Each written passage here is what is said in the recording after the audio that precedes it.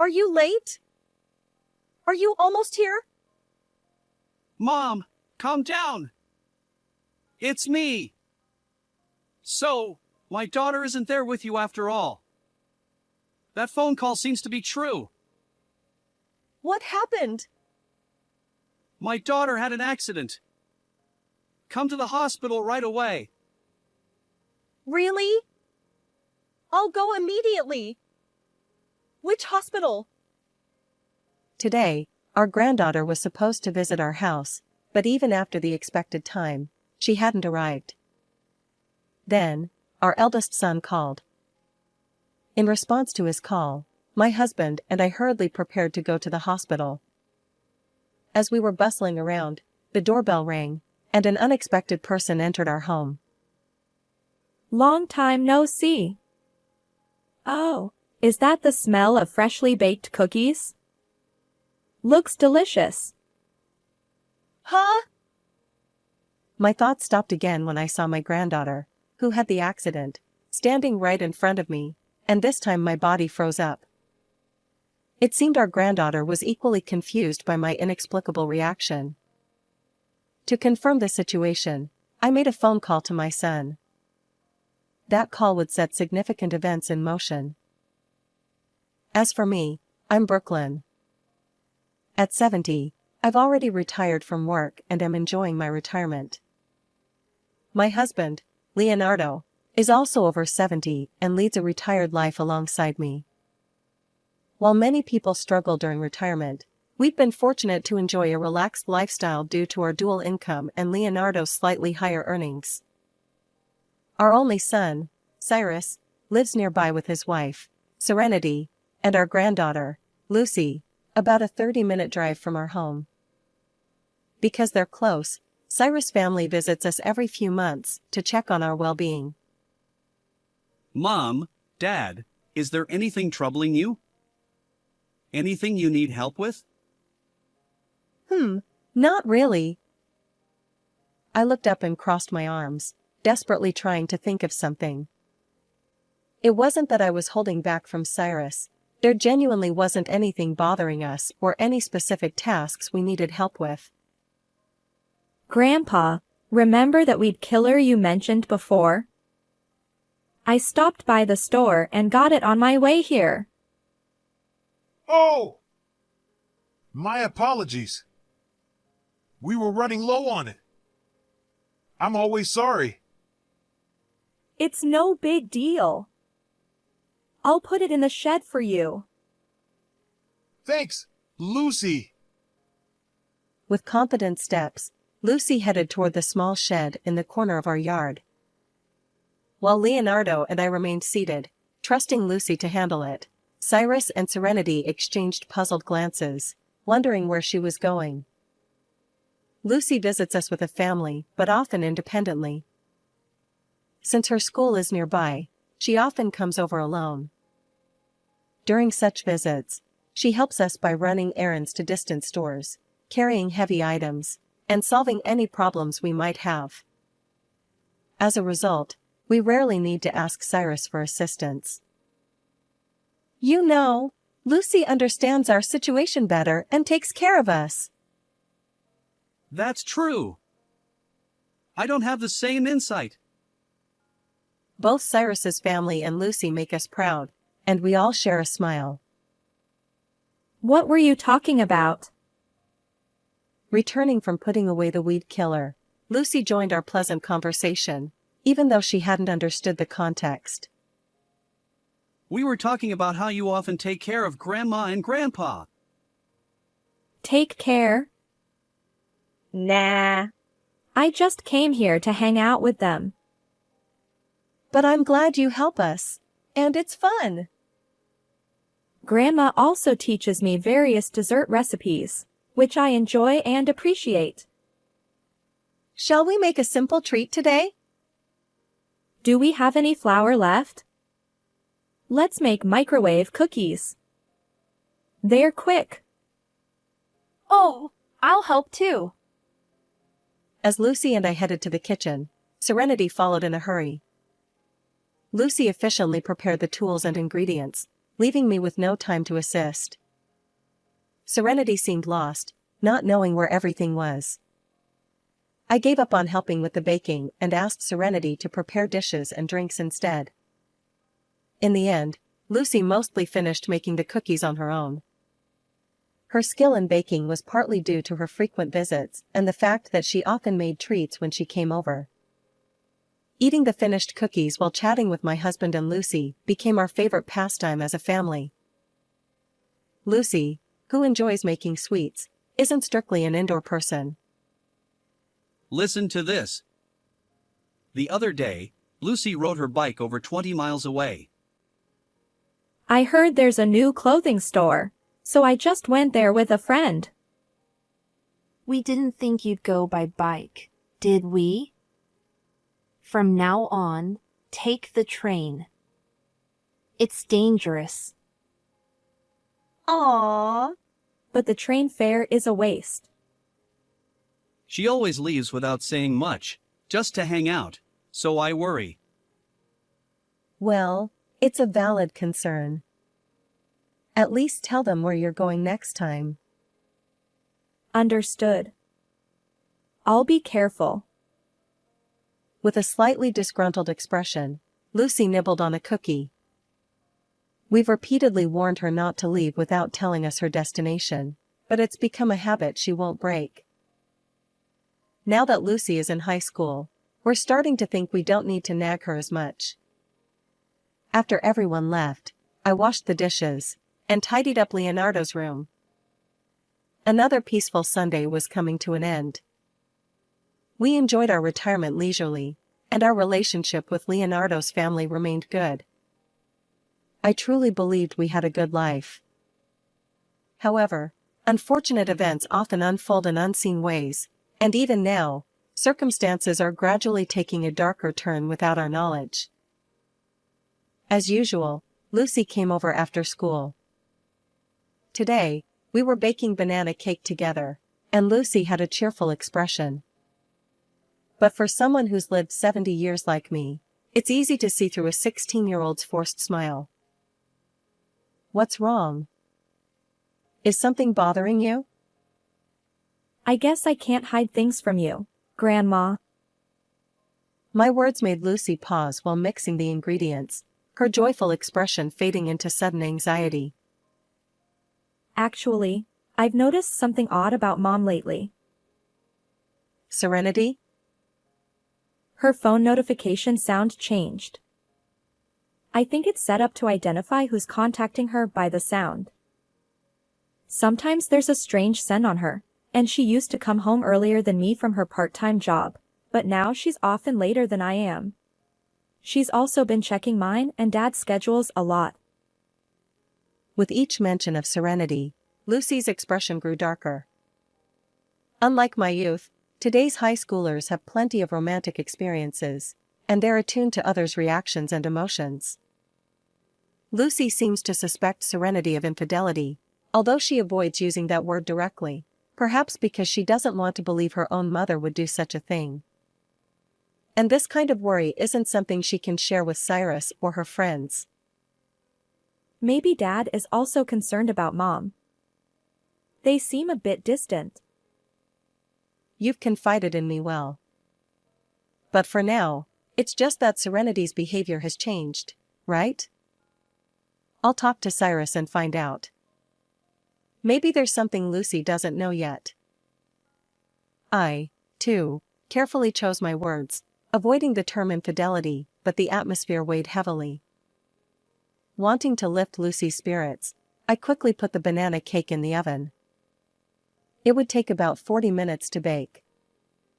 Usually, chatting with Lucy would make time fly, but today, our conversation was more subdued, and I couldn't tear my eyes away from the banana cake. That night, I decided to call Cyrus to see how things were going. Hey, have you noticed anything about your relationship with Serenity? Lucy's been feeling anxious. You caught on, huh? Lately, she's been staying in her room a lot and talking less. Is Serenity really having an affair? I don't know. there's no evidence or certainty. It could just be changes in her daily routine or hobbies. And directly asking about an affair isn't an option. So, I can only lightly probe through conversations and actions, mostly just observing. True.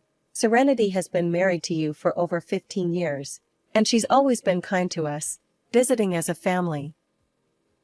It's hard to imagine her as someone having an affair. There's also a good chance it's a misunderstanding. His family dynamics with Cyrus are great, and our relationship with Leonardo is solid. But if we wrongly suspect Serenity of infidelity, it could jeopardize this harmony. Yet, leaving the situation unaddressed would leave Lucy with her anxiety, and Leonardo would continue to struggle with how to interact with Serenity. Sighing in our dilemma, Cyrus and I couldn't come up with a good solution on the spot. We decided to think about it until our next communication. Since then, Leonardo and I have been brainstorming, but days have passed without a viable solution. Paying a detective for an affair investigation or stumbling upon infidelity by chance, those scenarios belong more to dramas and movies than real life. We've been powerless for 2 weeks now. Lucy hasn't visited during this time, which is unusual. I've been contemplating whether to suggest that Lucy come over soon. But then, out of the blue, Lucy called. Grandma, can I visit tomorrow? Oh, sure. No problem. I'll come around lunchtime. Looking forward to your cooking. Her sudden call left me feeling surprised, relieved, and bewildered all at once. Before I knew it, the call had ended. The conversation was a bit unclear, but it seems Lucy is planning to visit. Her voice sounded more energetic than I expected. Could these 2 weeks mean Serenity hasn't been having an affair? After all, the affair talk lacks evidence or certainty. Maybe my excessive anxiety stems from worrying about something that hasn't even happened. Well, I'll find out more when I see Lucy. For now, I'll look forward to her visit. The next day, I received a call that Lucy was coming to visit, so I waited while baking cookies. Today is Sunday, and Lucy is the only one coming over. Cyrus, who works in production management at the factory, had urgent work that couldn't meet the deadline, so he had to work on his day off. Since Cyrus was working, Serenity decided not to come to our house and got a part-time job, and Lucy will visit alone. I try not to worry too much, but since I haven't fully eased Lucy's anxiety, my mood remains somewhat heavy, and even the cookie dough feels weighty. Lost in thought, I forget about the time. Glancing at the clock, I realize it's almost noon, past the time Lucy said she'd arrive. Anxious expressions of Lucy's face flash through my mind, and an inexplicable worry overwhelms me. Fidgeting, I watch the cookies baking in the oven, trying to distract myself. After about 10 minutes, just as the oven timer sounds, the phone rings. Without checking the number, I answer, thinking it's Lucy. Lucy, are you late? Are you almost here? But it's Cyrus on the other end. Mom, calm down. It's me. Disappointed that it's not Lucy, I manage to regain some composure. I notice Cyrus sounds frantic. So, Lucy didn't make it there after all. Looks like the call was real. What happened? Lucy had an accident. Come to the hospital right away. Huh?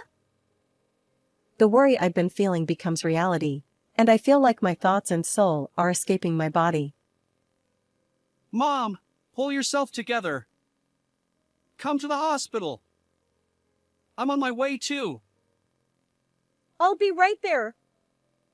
Which hospital? Yelled at by Cyrus, I snapped out of my daze. After hanging up, I explained the situation to Leonardo. As we hurriedly prepare to go to the hospital together, the intercom buzzes. Irritated by the untimely visitor, I prioritize getting ready to leave. The door opens with a clatter. Lucy always rings the intercom once to let us know she's arrived. The way into this house belongs to Lucy. Long time no see. Oh, is that the smell of freshly baked cookies? Looks delicious. Huh? What's wrong? Lucy, who I heard that she had an accident, stands before me, and once again, my thoughts freeze. This time, my body too. Lucy seems equally confused by my reaction. Our world stands still. Leonardo breaks the silence. Isn't that Lucy? Weren't you in an accident? Exactly. Why are you here? Accident? What are you talking about? I was late.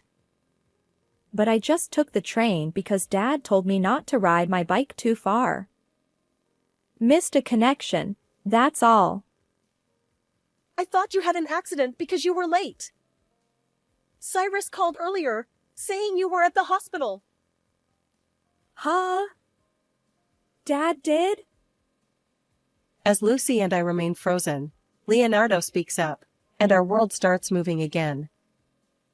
It's a confusing situation, but one thing is certain, Lucy isn't injured. I slump down suddenly, my knees giving way. You really aren't hurt anywhere? No, I'm not. So what's this about an accident? Honestly, I don't even know. Wait a moment. I need to contact Cyrus to sort this out. I decided to call Cyrus to understand the situation better. It's been a while, so maybe there's been some progress on his end. Gathering my strength, I head toward the phone. This confirmation call is about to change everything. When I called, Cyrus answered instantly. Mom, it might sound confusing, but listen carefully. I'm at the hospital now, and they say there's no one brought in due to an accident. We even contacted nearby hospitals, and it's the same. No accident victims. Just calm down and listen. Lucy is at my home. She's perfectly fine. No injuries. I see. Now we can confirm Lucy's safety. But what does this mean? The call came from Serenity at the hospital. She received a call saying Lucy was taken to the hospital due to an accident. So, Serenity rushed out from home, and on her way, she met me, also returning from work, and we both came to the hospital. But now there's speculation that the call might have been a prank. Was the call from the hospital itself? No, it was from a mobile number. Emergency responders sometimes use their phones, so it's not unusual. But when we tried calling back, no one answered. I see. So it was a prank. However, something seems suspicious. Mom, there's something I need your help with. Is that okay? Cyrus lowers his voice, likely discussing something he doesn't want Serenity to hear. After hearing Cyrus out, I hung up the phone and quickly took action. An hour later, I was in Cyrus's living room, applying a bandage to my scraped elbow. It stung a little. Mom, are you here? I'm in the living room. It seemed Cyrus had returned. We conversed loudly from separate corners of the entryway and living room. As he realized I was in the living room, their footsteps approached. Mom, are you okay? Did you get hurt? I'm fine. Just a minor scrape. Cyrus guided Serenity into the living room, holding her arm to prevent her from escaping. Looks like my hunch was right. Serenity, please sit down here. Let's talk. I tapped the sofa in the living room, urging Serenity to take a seat. Once she settled, Cyrus and I sat across from her. Serenity seemed desperate, perhaps concocting excuses. She stared at the empty table in front of her. Since silence wouldn't lead us anywhere, I decided to review today's events in chronological order. You were supposed to work today, Serenity, while Cyrus had to go in for overtime. Did you go to your part-time job? No, I didn't. I lied about having work today. After Cyrus left for work, Lucy went out to play, right? So, what were you doing when you didn't have work? I went shopping alone. You're lying. I maintained a low, stern tone, exerting pressure on Serenity. She seemed intimidated by my voice and gaze, shrinking slightly. Until now, there had been no evidence or certainty about her affair. Even now, there was no concrete proof. But I had conviction, so I decided to keep pressing until she confessed. Serenity, weren't you home alone with your lover? That's absurd. Serenity, who had been looking down, raised her head and firmly denied my words. We could easily verify whether she'd gone to her part-time job, but investigating her affair partner wasn't straightforward. Serenity quickly assessed what she should admit and what she shouldn't. It required sharp thinking to navigate this situation. If we let our guard down, she could easily slip away, so I had to be cautious about the flow of conversation and my choice of words. And today, Lucy went out to play, right? But Cyrus finished work earlier than expected. Yeah, there was a miscommunication between sales and a client. So, my work ended sooner than planned. I was supposed to be home by evening, but I finished around noon. I messaged Serenity to ask if she needed anything on my way home, but she didn't reply, so I came straight back. Serenity probably noticed your message when you were already close to home, right? She panicked, rushed out to find you, and concocted the accident story to avoid running into her lover at home. At the hospital, Serenity acted strangely. Despite Lucy's supposed accident, she didn't seem worried. And when the call might have been a prank, she suggested we go out together instead of returning home. Exactly. If she kept you away from home, her lover could stay there, covering up any evidence before leaving. Stop making baseless accusations. It's all speculation, isn't it? She spoke clearly, denying everything we said. She knew what to deny to escape our accusations. But Cyrus and I were convinced of her affair. We continued stringing our words together. By the way, Serenity, do you know where Lucy went today? No. I just heard she was going out to play, as usual. Oh, wait. Serenity finally realized something. She'd been so focused on evading our affair accusations that she missed what was happening right in front of her. It was like missing the obvious. Before Cyrus and I returned, I had been inside Cyrus's house. In other words, I had a key to his house. Serenity noticed this and realized that Lucy had visited my house today. Lucy hadn't come over in the past 2 weeks, so Serenity hadn't considered her going to my place. Lucy's visit led me to call Cyrus for confirmation instead of heading to the hospital. My destination became Cyrus's house, not the hospital. After the call with Cyrus, I borrowed Lucy's key, entrusted her to Leonardo, and hailed a taxi to Cyrus's house. In the end, I didn't need Lucy's key, but without it, I might not have gone to Cyrus's house.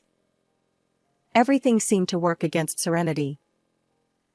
It's either bad luck or perhaps the universe is punishing me, you might say. Serenity glances at the bandage on my arm. Given that I was already at Cyrus's house and injured, she seems to have realized something. It's probably time to discuss the matter we're both convinced of, her affair. Ultimately, the house key was open, so I didn't use it. I was surprised. When I entered, there was a strange man who suddenly pushed me and left. That's how I got this scrape on my arm. It takes about 30 minutes by car from my house to Cyrus's.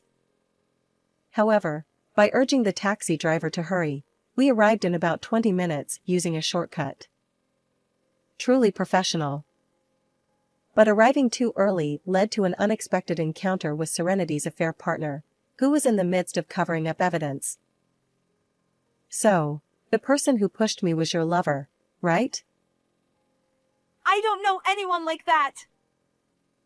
Once again, Serenity firmly denied any connection to the affair. She seemed to believe that denying everything, even the affair, would be her best strategy.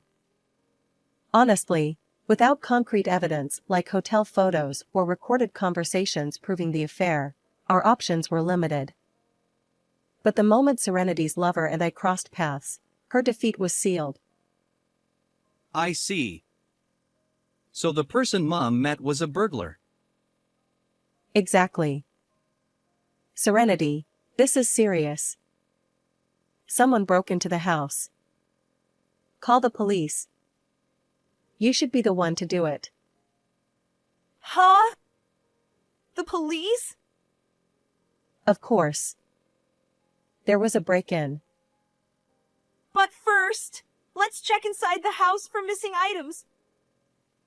If nothing was stolen, you won't report it? Even though someone invaded your home? Quite forgiving. Or are you protecting the criminal? No, it's not like that. Then call right now. Serenity took out her smartphone from her bag but couldn't make the call, staring at the screen. Cyrus and I knew she wouldn't be able to call the police, so we watched silently. The living room grew eerily quiet. After a minute of listening to the ticking clock, Serenity still couldn't make the call. Understandable. Reporting her lover as a burglar would lead to his arrest. If he turned out not to be a burglar after all, and Serenity knew that, she might face charges for making a false report. On the other hand, if she told the truth, it would reveal the affair. Reporting now would complicate matters further. I don't know the full situation, but it seems you can't make the call. I'll report it for you. Well, let's first check inside the house for missing items. If nothing's stolen, maybe we don't need to report it? Dealing with the police seems like a hassle. Serenity, you're free not to report theft, but I'll report it as an assault case since I'm injured. We'll have to mention the break-in to the police. I don't know the details, but it might be considered robbery with injury. I can make the call instead. If someone broke in, we can't just ignore it because nothing was stolen. Our decision to report made Serenity's face turn paler. If you admit to the affair, Serenity, I won't report it. Now choose. Was the person in the house a burglar or your lover? If she denied the affair, we'd report it, exposing the affair and involving the police. But if she admitted it, we'd avoid reporting, focusing solely on resolving the affair. I gave Serenity a choice, but the answer was clear. I'm sorry. I was having an affair. Though we lacked evidence, Cyrus and I managed to get Serenity to confess. Threatening to involve the police was just a bluff. I'm relieved Serenity folded. With her admission, she returned to staring at the empty table, silent once more. Afterward, Cyrus promptly filed for divorce. Since Serenity admitted to the affair, the divorce proceeded smoothly, and both Serenity and her lover were held accountable for alimony. Divorced, Serenity was forced out of the house and apparently went to stay with her affair partner. However, Serenity's misfortune continued. Her lover had hidden his marital status while dating her. As a result, Serenity faced alimony claims from her lover's wife.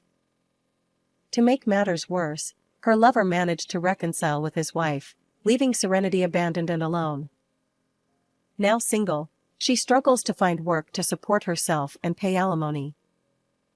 However, having been a part-time worker during her marriage to Cyrus, she faces a 15-year employment gap. Despite her efforts, she hasn't found a job yet and continues to live in a modest apartment, gradually depleting her savings. But savings aren't infinite, and she needs a steady income. Although she works part-time, it's challenging to balance job hunting and work. Caught in this financial quagmire, she remains stuck. Let's hope she finds a job soon.